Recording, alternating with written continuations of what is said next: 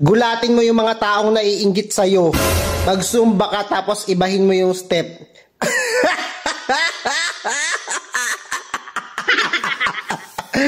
Pero mo, nagsusumba ka, iba yung step mo. Hindi mo sinusunod yung dance instructor. Ay, yung Zumba instructor.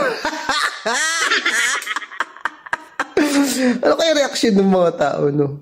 Ibahin mo yung step. Pagpakanan sila, patalikod ka. Itry mo lang. Yung mga inggitera na nakikita mo, mapapatingin sa'yo. Isipin nila, nung gusto niya, siya yung sundin namin, hindi yung instructor. Sorry. Ano ba naiisip ko? Siyempre, mapapatingin sa'yo yung inggitera o kaya yung kaaway mo.